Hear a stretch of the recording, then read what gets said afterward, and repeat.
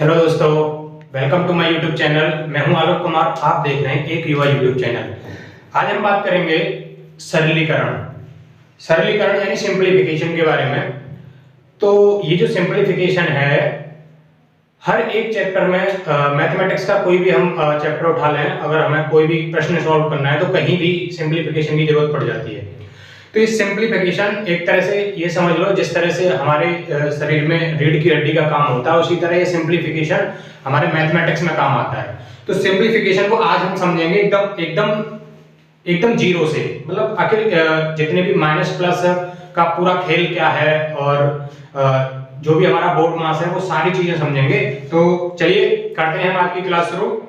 तो सबसे पहले हम बात करेंगे कि जब भी हमारे पास माइनस कोई भी संख्या माइनस की है, प्लस की है, उनके साथ मल्टीप्लिकेशन हो रहा है यानी गुणा हो रहा है, और या फिर कोई भी माइनस की संख्या या प्लस की संख्या है, तो उसका अगर प्लस हो रहा है तो क्या होता है, वो सारी चीजें समझेंगे।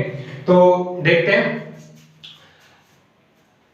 देखो, अगर हमारे पास मान लो कोई संख्या हमारे पास कोई संख्या माइनस की है और एक संख्या दूसरी संख्या भी माइनस की है, और जब उन दोनों का हम मल्टीप्लाई करेंगे यानी मल्टीप्लिकेशन करेंगे तो हमें जो संख्या मिलने वाली है वो कौन सी संख्या मिलेगी। तो माइनस माइनस हमें समझना है कि माइनस माइनस का जब मल्टीप्लाई होता है तो प्लस हमें मिलता है। उसके बाद अगर हमारे पास एक संख्या माइनस की है और दूसरी संख्या हमारे पास प्लस की है तो हमें माइनस की संख्या मिलती है। इसको हम साथ ही समझते चलें। जैसे मान लो, उदाहरण भी मैं साथ में दूंगा एग्जांपल। देखो, हमारे पास मान लो एक संख्या है माइनस की, जैसे मान लो मैंने लिया माइनस का 2, उसके बाद हमने मल्टीप्लाई किया और दूसरी संख्या भी ले ली हमने, मान लो -3। जब इन दोनों का जब हम मल्टीप्लाई करेंगे तो 2 3 6 यानी तो 2 3 6 होते हैं, और माइनस माइनस प्लस यानी ये जो संख्या है वो प्लस की आने वाली है। यही हमारा आंसर होगा यहाँ पे। इसके बाद जब हमारे पास माइनस की कोई संख्या है, जैसे मान लो हमारे पास -2 ही है और मल्टीप्लाई में हमारे पास प्लस का 3 है, तो जब 3 का गुणा हम -2 में करेंगे तो 3 दूनी 6, और माइनस और ये प्लस की संख्या minus plus minus, minus plus का गुणा होता है तो माइनस होता है। ये बात समझ में आई। उसके बाद हम आगे बढ़े। हमने देखा हमारे पास एक संख्या प्लस की है और दूसरी संख्या हमारे पास माइनस की है, तो इस कंडीशन में भी हमें क्या मिलेगा, माइनस। जैसे ये हमारे पास प्लस की है 2 और उसके बाद -3, ये हमारे पास माइनस की है, तो इस कंडीशन में हम क्या करेंगे, 3 दूनी 6 और प्लस और माइनस, प्लस माइनस माइनस होते हैं, तो ये माइनस की संख्या मिलेगी हमें। उसके बाद अगर हमारे पास दोनों संख्या प्लस की हैं तो बहुत आसान है, प्लस का गुणा अगर प्लस की संख्या में होता है तो हमें प्लस की संख्या ही मिलेगी। देखो, 2 गुणा अगर 3 करेंगे तो हमें मिलेगा 3 दूनी 6, जो भी प्लस की संख्या है। तो ये रहा हमारा पूरा मल्टीप्लिकेशन में। जो माइनस प्लस का है वो मल्टीप्लिकेशन में क्या करते हैं, माइनस माइनस क्या हो जाता है, माइनस प्लस की संख्या क्या हो जाती है। इसके बाद जब हमारे पास यही कंडीशन है और मल्टीप्लाई की जगह जोड़ हो रहा हो यानी प्लस हो रहे हो, जैसे एक संख्या माइनस की है प्लस दूसरी संख्या भी हमारे पास माइनस की है, तो हमें क्या मिलेगा, जो संख्या मिलने वाली है वो हमें पता है माइनस माइनस प्लस हो जाते हैं, लेकिन चिन्ह हमारे पास माइनस का रहेगा। जो भी चिन्ह आएगा तो आंसर के आगे वो क्या आएगा, माइनस का। तो इसको हम समझेंगे। देखो कैसे, अगर हमारे पास है -2 और यहां हमने प्लस का चिन्ह लगाया, या ध्यान रहे प्लस है, अब मल्टीप्लाई नहीं है, प्लस है, -2 प्लस, और प्लस की संख्या में माइनस का 3 है हमारे पास। तो हमने देखा कि -2 है प्लस -3, तो इस -2 को हमने बाहर लिया कोष्टक से। उसके बाद प्लस और माइनस, प्लस माइनस, जब भी कोष्टक के बाहर कोई यहाँ ये चीजें होती है तो यहाँ क्या होगा, इन दोनों का आपस में मल्टीप्लाई होता है, और कौन सा रूल लग जाएगा, जो भी हमने पहले पढ़ा है, प्लस और माइनस माइनस हो जाता है, तो यहाँ माइनस का चिन्ह लगाएंगे और ये 3 हमारे पास यहाँ आ जाएगा। अब देखो, अब ये हमारे पास दोनों माइनस की संख्या हो गई, तो अभी मैंने क्या बताया, माइनस माइनस हो जाता है प्लस, यानी 3 और 2 हो गए 5, और चिन्ह माइनस माइनस प्लस और चिन्ह माइनस का रहता है हमेशा। तो ये जब -2 और -3, ये आ गया हमारा -5। अच्छा, इस चीज को हम एक दूसरे तरीके से भी समझेंगे ताकि पूरा एकदम ये जो कॉन्सेप्ट है एकदम आपके क्लियर हो जाए। देखो, हम सबने पढ़ा है संख्या रेखा यानी नंबर लाइन, हम सब पढ़ चुके हैं पहले। इस संख्या रेखा से हम इसको और अच्छे से समझेंगे। देखो, संख्या रेखा पे एकदम बीच में 0 होता है, और जब इसको हम राइट हैंड की तरफ जाते हैं तो हमें प्लस की संख्या मिलती है। 1 2 3 4 5 और ये 6। और इधर बैक में जाएंगे, लेफ्ट हैंड तरफ जाएंगे तो हमें -1 मिलेगा, -2, -3, -4, -5, -6। अब देखो इसी चीज को मैं आपको समझाऊंगा काफी इस हम संख्या रेखा से। देखो क्या होगा, हमने बोला -2 तो हम पहुंचे -2 पर, यहां पहुंच गए हम -2 पर, या -2 पर हम पहुंच गए। उसके बाद दूसरी जो संख्या है वो कह रहा है -2 में प्लस, ये हमने -3 करने हैं, तो उसके बाद हमने क्या किया था, यहां हमारे पास -3 मिल गया था हमें। तो इसका सीधा सा मतलब ये होगा कि -2 में से हमें 3 घटाने हैं, यानी 3 कम करने हैं। तो -2 पे हम खड़े हैं और वहां से हमें 3 कदम पीछे जाना है, माइनस करना है, यानी 3 कदम हमें पीछे जाना है, माइनस करना है मतलब 3 कदम पीछे जाना है। तो यहां हम खड़े हैं और यहां से हमने बैक चलना स्टार्ट किया, एक कदम, उसके बाद दूसरा कदम और तीसरे कदम में हम पहुंच गए कहां, -5 पर। तो यहां से हमें क्या मिला, -5 मिला। तो वही तो हमने समझा कि -2 में से अगर हम 3 घटाएंगे तो हमें क्या मिलेगा, -5। तो ये आपके समझ में आ रहा होगा। उसके बाद हम अगला देखते हैं। अगला हमारे पास मान लो एक संख्या माइनस की है और प्लस दूसरी संख्या हमारे पास प्लस की है। तो इस कंडीशन में हम क्या करेंगे, जैसे मैंने यही हम उदाहरण साथ में लेके चलेंगे कि -2 है हमारे पास, उसके बाद यहां हमने प्लस का चिन्ह लगाया और हमारे पास दूसरी संख्या 3। तो क्या क्या होगा इसमें, ये -2 है तो -2 को हमने भाग लिया, -2 प्लस का 3। अब यहां दोबारा से पहुंचेंगे हम नंबर लाइन पर। -2 में हमें 3 जोड़ना है, -3 पे -2 पे पहुंचे हम, यहां -2 पे पहुंचे हम, -2 पे पहुंचे, उसके बाद कह रहा है +3 यानी +3। तो हमें 3 कदम आगे चलना है, 3 कदम आगे चलना है, 1 2 3। तो हम कहां पहुंचे, प्लस के 1 पर। ये तो यहां से भी हमें क्या मिलेगा, 3 में से माइनस प्लस माइनस, तो 3 में से 2 घटाए हमने, बचा 1, 3 में से 2 घटाए बचा 1। अब ध्यान ये रखना होता है चिन्ह कौन सा आता है, जो हमारे पास बड़ी संख्या होती है और उसके आगे जो चिन्ह होता है, यानी प्लस का चिन्ह है तो यहाँ पे प्लस का आएगा, यानी ये प्लस की संख्या मानी जाएगी। तो ये समझ में आ रहा होगा। उसके बाद अब हमारे पास मान लो एक संख्या प्लस की है और दूसरी संख्या हमारे पास माइनस की है। इस कंडीशन में हम क्या करेंगे, देखो हमारे पास एक संख्या प्लस की है यानी 2 प्लस का है और प्लस ये हमारे पास माइनस का है। तो इसको भी जो हम आगे सॉल्व करेंगे तो 2 प्लस माइनस माइनस और यहाँ 3 आ जाएगा। इसका मतलब 2 में से 3 घटाने हैं हमें, तो 2 पे जाएंगे पहले, यहाँ पहुंच गए हम 2 पर। हम कहाँ पहुंचे, 2 पर, यहाँ ये 2 पे हम पहुंच गए। इसके बाद 2 से हमें 3 कदम कम करना है, यानी 3 कदम बैक जाना है। तो 1 2 और 3 कहां पहुंचे, -1 पर, -1 पर पहुंचे। तो यहां से भी हमें क्या मिलेगा, 2 में से 3 घटे, 2 में से 3 घटेंगे तो 3 में से 2 घटाएंगे, 3 में से 2 पे बचा 1। अब मैंने क्या बताया था कि जो बड़ी संख्या होती है उसके आगे जो चिन्ह होता है, बड़ी संख्या क्या है, क्या माइनस, तो यहाँ पे क्या जाएगा माइनस। तो हमने संख्या रेखा से भी समझा और यहाँ भी समझा। तो हमारे पास क्या है, माइनस का 1। ये काफी अच्छे से आपको समझ में आ रहा होगा। इसके बाद चौथी कंडीशन में अगर हमारे पास एक संख्या प्लस की है और अगली संख्या भी हमारे पास प्लस की है, तो ये तो बहुत सिंपल है, दोनों संख्या प्लस की है तो 2 + 3 बराबर सीधा सीधा मिलेगा हमें 5। एक बार इसको भी देख लेते हैं संख्या रेखा पर। 2 ये रहा हमारे पास, 2 में हमने 3 जोड़ना है, तो 1 2 3, तो कहां पहुंच गए, -5 पर, सॉरी +5 पर। तो ये हमारा हुआ क्लियर। तो ये जो माइनस प्लस का पूरा खेल था वो आपको समझ में आ गया होगा काफी अच्छे से। इसके बाद हम आगे बढ़ रहे हैं और आगे बढ़ेंगे, आगे हम सीखेंगे जो हमारा बोर्ड मास होता है, बोर्ड मास, और हिंदी में समझें तो उसको शॉर्ट में लिखा जाता है, वो मैं आपके सामने लिख दूंगा अभी। देखो देखो ये होता है बोर्ड मास। इसको हम जब हिंदी में लिखते हैं तो लिखते हैं को का भा गो जो घ। इसको हम एकदम पूरी डिटेल से समझेंगे कि कोई भी आपको डाउट नहीं रहना चाहिए इसमें। और इसके बाद साथ ही हम एक एग्जांपल भी करेंगे जिससे हमें समझ में आ जाएगा किस तरह से और यहाँ से क्वेश्चन बनते हैं और क्वेश्चन कैसे होते हैं। तो देखो ये जो को है यानी बी, हम पहले यहाँ हमने को लिखा, को का जो मतलब होता है, को का मीन होता है कोष्टक। इसके बाद यहां आया का,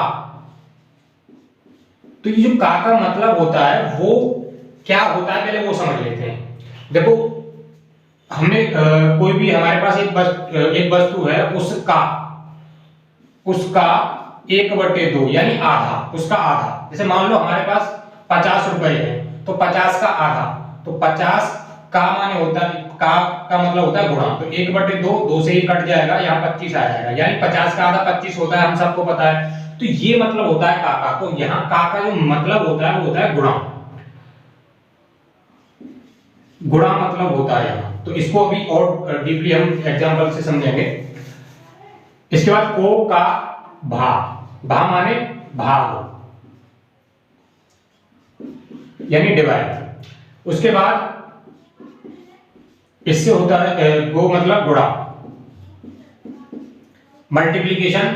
उसके बाद जो मतलब जोड़ यानी एडिशन। उसके बाद घ, और घ का मतलब होता है घटा यानी सब्ट्रैक्शन। तो ये हमारा सीक्वेंस होता है कि इससे हम जब भी हमारे पास कोई क्वेश्चन होता है तो इसके अकॉर्डिंग हम चलते हैं। जैसे अब इन कोष्टक में समझेंगे हम, कोष्टक कितनी तरह के होते हैं। ये तो हुआ पूरा, जब एक क्वेश्चन में सारे कोष्टक आ जाते हैं तो उसको हम कैसे समझते हैं, कोष्टक कितनी तरह के होते हैं वो पहले समझ रहे हैं। तो देखो जो सबसे पहले नंबर पे आता है, जो सबसे पहले सॉल्व किया जाता है वो होता है हमारा रेखा कोष्टक। रेखा कोष्टक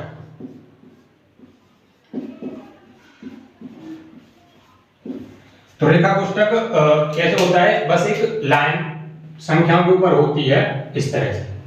उसके बाद अगला जो होता है वो होता है हमारा छोटा कोष्टक।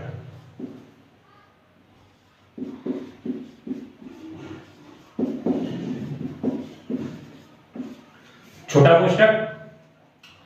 कोष्टक हमारा कौन सा होता है, ये। और इसके बाद जो तीसरे नंबर पर सॉल्व किया जाता है वो होता है हमारा मझोला कोष्टक।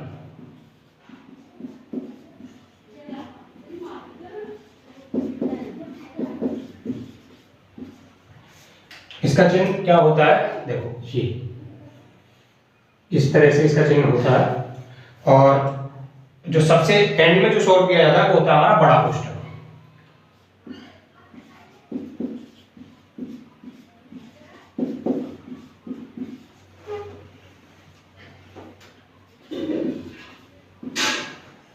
तो बड़ा कोष्टक होता है हमारा ये।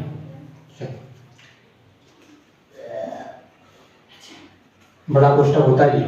तो ये हमारा सॉल्व करने का तरीका होता है, ये होता है, इसको पहले नंबर पर सॉल्व किया जाता है, इसको दूसरे नंबर पर, इसको तीसरे नंबर पर और इसको चौथे नंबर पर। ये सॉल्व करने का तरीका होता है। तो अभी एक हम प्रश्न लेंगे और समझेंगे ढंग से। देखो एक प्रश्न लिख दे रहा हूं पहले मैं,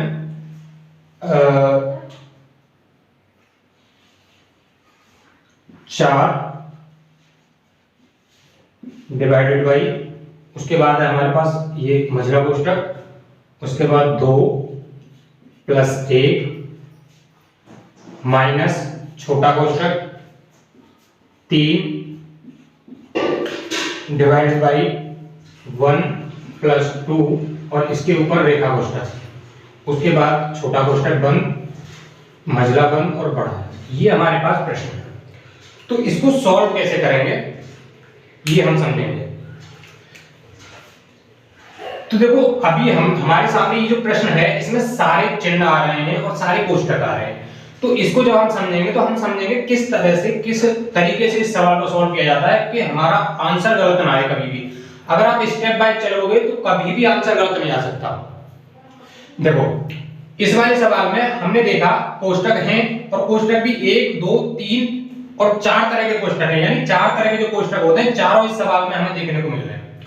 तो सबसे पहले हमने कहा कि को का भाग योग से चलेंगे, यानी बोर्ड मास से चलेंगे। तो बोर्ड क्लास में तो देखा हमने कोष्टक होता है सबसे पहले नंबर पर। अब कोष्टक तो होता है, लेकिन कोष्टक तो हमारे पास 4 तरीके के हैं। इस कंडीशन में हम क्या करेंगे, तो हमने देखा पहला होता है रेखा कोष्टक। तो रेखा कोष्टक कहां लग रहा है, 1 + 2 के ऊपर रेखा कोष्टक लग रहा है। तो सबसे पहला जो हमारा टारगेट है रेखा कोष्टक, मतलब पहले हमें इसको सॉल्व करना है। इसको सॉल्व करने से मतलब ये है कि रेखा कोष्टक के नीचे जो भी संख्या है उनके अंदर जो भी हो रहा है, यानी प्लस हो रहा है माइनस हो रहा है क्या हो रहा है, वो हम वहां करेंगे। तो देखो स्टेप बाय चलेंगे कैसे। देखो बाकी जो भी संख्या है, जो भी चीजें, उनको ज्यों का त्यों उतार लेंगे हम। 4 डिवाइडेड बाई मझला कोष्टक 2 + 1 माइनस छोटा कोष्टक 3 भागित, पहुंच गए हम अपने टारगेट पर। हमारा टारगेट था रेखा कोष्टक। अब हमने देखा रेखा कोष्टक के नीचे क्या हो रहा है, 1 + 2 हो रहा है। तो 1 और 2 क्या होते हैं, 3। तो हमने लिखा 3। तो रेखा कोष्टक खत्म। इसका कोई अब यहां कोई मतलब नहीं रहा, इसको खत्म कर दिया हम और आगे बढ़ गए। हमने बाकी जो चीजें उनको उतार लिया। अब आगे बढ़े हम अगले स्टेप में, फिर चलेंगे। अब देखा हमारा दूसरा टारगेट क्या है, हमने देखा था कोष्टक तो है लेकिन दूसरे नंबर पे छोटा कोष्टक आता है। तो दूसरा टारगेट हमारा ये हमारा दूसरा टारगेट है ये। तो देखो 4 डिवाइडेड बाई 2 + 1 माइनस, पहुंचे अपने टारगेट पर। हमने देखा 3 डिवाइडेड बाई 3, यानी 3 में 3 से भाग देना है। तो 3 में 3 से भाग देंगे तो एक बार जाएगा, तो हमने लिख लिया यहां 1।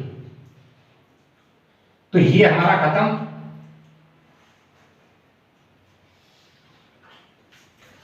अब इसके बाद हमने देखा कि हमारा रेखा कोष्टक खत्म, छोटा कोष्टक खत्म, और अब पहुंचे हम मझला कोष्टक पे। हमने देखा हमारा जो तीसरा टारगेट है वो हमारा मझला कोष्टक। तो मझला कोष्टक के अंतर्गत 2 चीजें हो रही हैं। तो जब 2 चीजें हो रही हैं, अब इस अंदर हिसाब लगाएंगे इस वाले हिसाब से कि हमारे पास प्लस है माइनस है। तो पहले होता है प्लस सॉल्व, फिर उसके बाद माइनस सॉल्व होता है। तो यहां हम पहले प्लस को करेंगे सॉल्व। तो देखो 4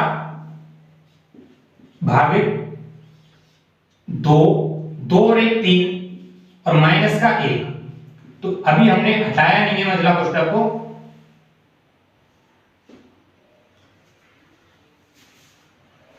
तो ये हम कर रहे थे कि हमारा जो टारगेट था, जो हमारा छोटा कोष्टक था वो हमने सॉल्व कर लिया था। और इसके बाद हम यहाँ पहुंचे। यहाँ हमारे पास मझला कोष्टक है, हमने 2 और 1 को जोड़ा 3 हो गया। उसके बाद -1। अभी हमारा मझला कोष्टक हटा नहीं है। इसके बाद हमारे नीचे ये बोर्ड पे जगह नहीं है, हम साइड में यहाँ सॉल्व कर लेते हैं। देखो बराबर का चिन्ह हमने लगाया। इसके बाद यहाँ हमारे पास इसी चीज को मैं बराबर कर रहा हूँ आगे। देखो 4 डिवाइडेड बाई, अब मझला कोष्टक पहुंच गए, 3 में से 1 जाएगा तो 2 बचेगा। तो यहाँ हमारा हो गया 2, यानी मझला कोष्टक हमारा खत्म। आगे बढ़े। अब रह गया हमारा बड़ा कोष्टक हमारे पास। तो बड़े कोष्टक में 4 डिवाइडेड बाई 2, यानी 2 से 4 को भाग दिया जाना। तो 2 से 4 को भाग देंगे तो 2 दूनी 4, यानी 2 आएगा। तो हमने देखा 4 डिवाइडेड बाई 2 हो रहा है। तो इसका मतलब क्या होता है, 2 से हमें 4 में भाग देना है, तो 2 दूनी 4। तो हमारा जो आंसर आया वो क्या आया, 2। तो ये हमने समझा एकदम स्टेप बाय।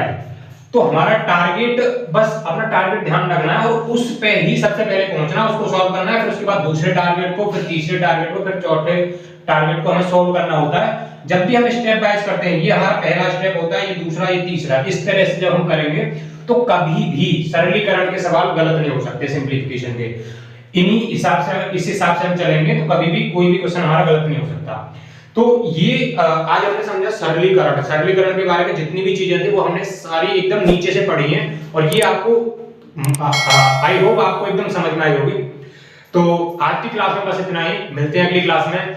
बहुत बहुत धन्यवाद।